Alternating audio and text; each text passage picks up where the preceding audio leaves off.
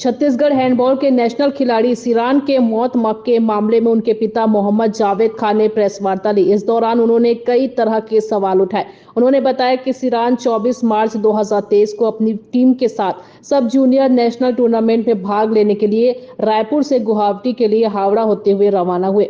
अगले दिन 25 मार्च को हावड़ा में उसकी लड़ाई टीम के कुछ प्लेयर और टीम के मैनेजर के साथ हुई।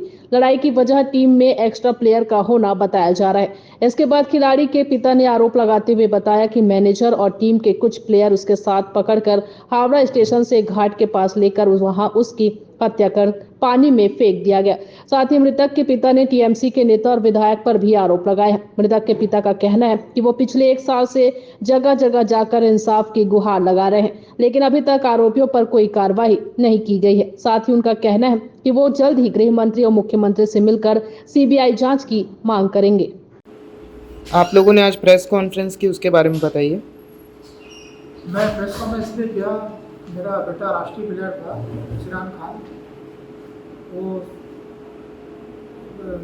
हैंडबॉल खिलाड़ी था और यहाँ से छत्तीसगढ़ की नेशनल टीम से खेलने जा रहा था गुवाहाटी 24/3/2023 को। रायपुर से बैठे थे, 25/3/2023 को हावड़ा पहुँचे और वहाँ से इनके साथ को ट्रेनिंग की। टीम में एक प्लेयर एक्स्ट्रा होने के कारण खिलाड़ियों का आपस में झगड़ा चल रहा था। तभी मैनेजर और पूरे खिलाड़ी एक गुट बना करके मेरे बच्चे को स्टेशन से बाहर ले गए हैं और बाहर में जब जा रहे हैं तभी दिख रहा है कि एक खिलाड़ी वासुदेव और मेरे बेटे का दोनों एक दूसरे कॉलर पकड़ रहे हैं। उसके बाद मैनेजर से भी बहस हो रहा है और मैनेजर गुस्से से उसको कंधे से पकड़ करके घाट की ओर ले जाता हुआ दिख रहा है। और घाट में जब ले गया है तो वहाँ पे चश्मे वाला जो टीएमसी पार्टी का सदस्य भी है और घाट कमेटी का अहम सदस्य है और वहाँ का जो लोकल विधायक है गौतम चौधरी, उसका सक्रिय कार्यकर्ता है।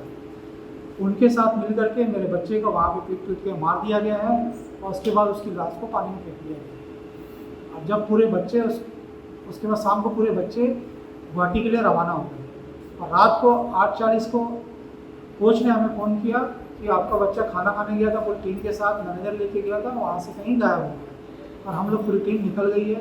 ना मेरे बच्चे के कपड़े के बारे में बताया और ना उसके गुम होने की जगह के बारे में बताया। हमें बोला कि होटल में खाना खाने गया तो वहाँ से गुम हुआ है।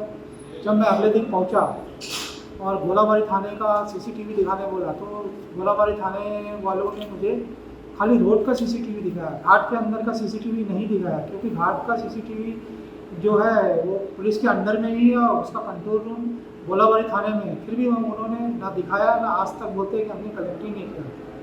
और जब रोड का सीसीटीवी दिखाया तो वहाँ दिख रहा है कि मेरे बच्चे का झगड़ा भी हो रहा है खिलाड़ी के साथ और मैनेजर के साथ, और मैनेजर उसको गुस्से से घाट की ओर लेके जाता हुआ दिख रहा है। और रात को जब हमें अपने बच्चे की बॉडी मिली, पता चला हमारे बच्चे की बॉडी नदी से प्राप्त हुई है। हमने अपने बच्चे की फ़ोटो देखी तो उसमें पुलिस वाले बोल रहे थे 35 साल की बॉडी है। उसके बाद जब हम अगले दिन पोस्टमार्टम हाउस में गए तो हमारे बच्चे की बॉडी थी, उसमें बहुत सारा इंजरी था जो कि पोस्टमार्टम रिपोर्ट में नहीं आया। और शाम को हम अपने बच्चे की बॉडी ले करके छत्तीसगढ़ आए और उसके बाद से हम सब जगह आवेदन दे रहे हैं। छत्तीसगढ़ में भी कई जगह आवेदन दिया, मुख्यमंत्री उस टाइम भूपेश बघेल जी थे, उनको भी दिया और सारे एसपी, रायपुर एसपी, दुर्ग एसपी, महासमुंद एसपी, सभी को मैंने आवेदन दिया, लेकिन कोई कार्रवाई नहीं हुई।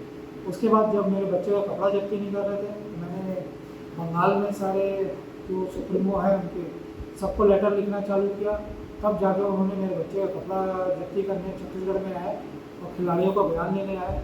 मेरे बच्चे का कपड़ा भट्टी थाने में जब्ती किया गया। तो छत्तीसगढ़ सरकार की जिम्मेदारी है कि मेरे बच्चे के साथ इंसाफ करें। बस मैं गृह मंत्री जी से यही निवेदन करता हूँ कि मेरे बच्चे का न्याय दिलाए।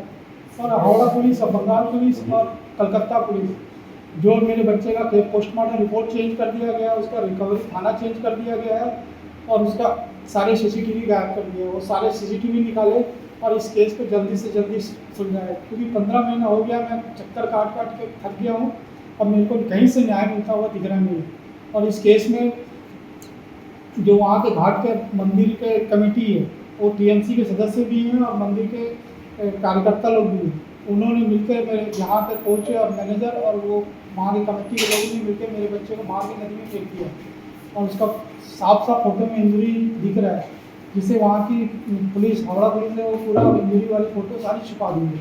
और हमें एक फ़ोटो दी है, उसको इस तरह से खींचा गया है कि तो इंजरी क्लियर दिख रहा नहीं है, और उसके पैर में भी बहुत बड़ा इंजरी था। उन्होंने वो फ़ोटो भी काट दी है कमर के नीचे से। अब बोलते हैं कि हमारे पास फ़ोटो नहीं है। तो ये सारे सबूत हैं। ये छत्तीसगढ़ की सरकार से मैं निवेदन कर रहा हूँ कि सारे सबूत हावड़ा पुलिस से निकालें और मेरे बच्चे को न्याय दिलाएं।